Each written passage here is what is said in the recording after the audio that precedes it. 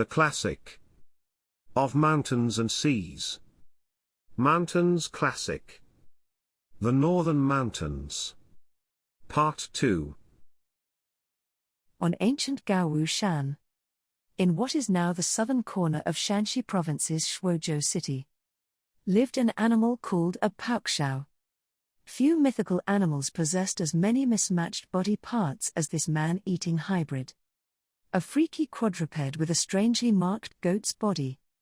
It had a human head but with curved, ram-like horns, the fangs of a tiger, and eyes that lay just beneath the forelegs, which ended in human-like hands with long, tapered nails.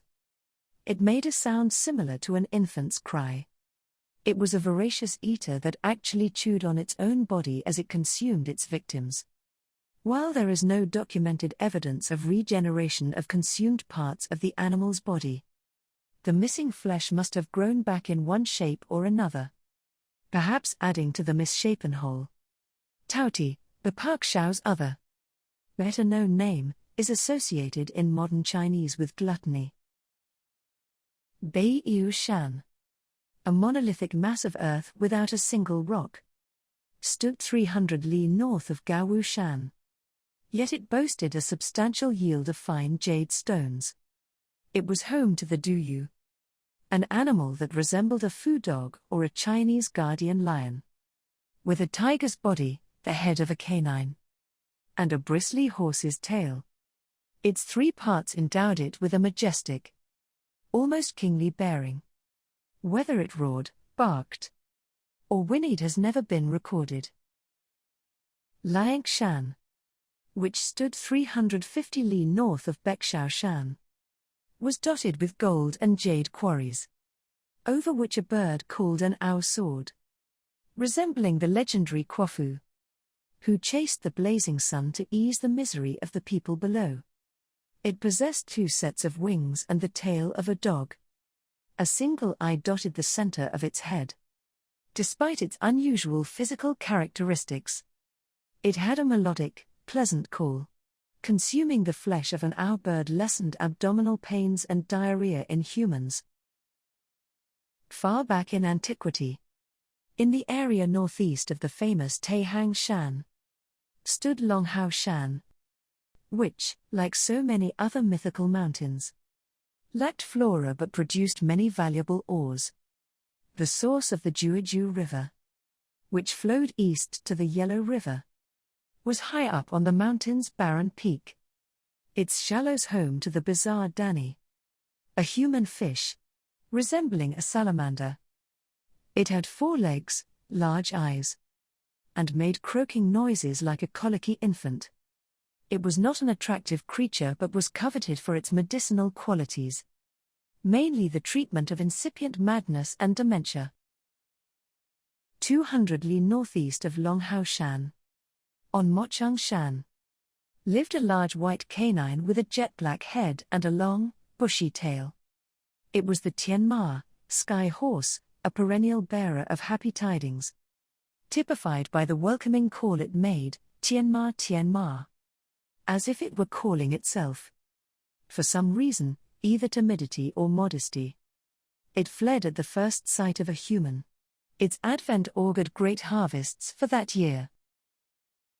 High up on Fajiu Shan lived a bird that bore some resemblance to a raven but had a colorful head, a white beak, and red talons. It was the celebrated Jingwei, one of mythology's highest-profile creatures. Its name came from the call it made, Jingwei Jingwei. Before being reborn as a bird, Jingwei was Nuwa, daughter of the legendary ruler Yan, known as the Flame Emperor, ancestral to the Chinese people, and considered by many to be the same individual as Shen Nong, the god of agriculture, who was credited with many agricultural inventions. When Nuwa was swimming in the Eastern Sea, she was unable to reach the shore and drowned.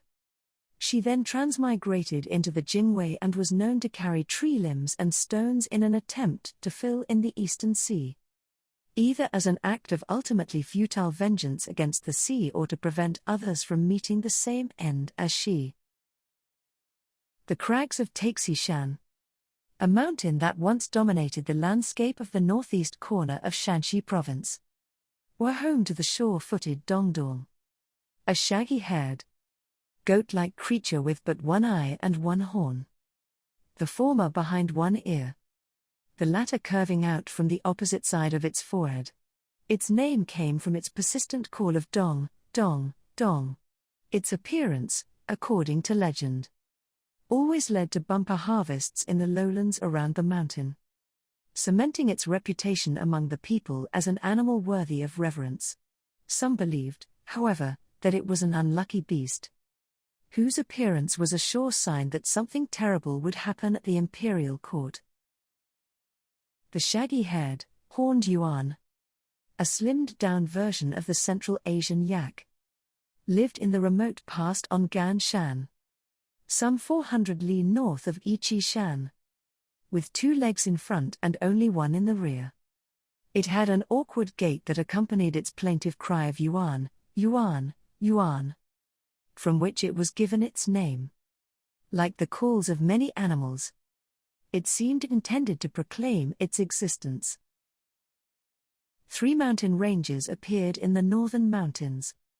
The third range stretched from Taihangshan to Wufengshan, with a total of 46 peaks across a distance of 12,350 li.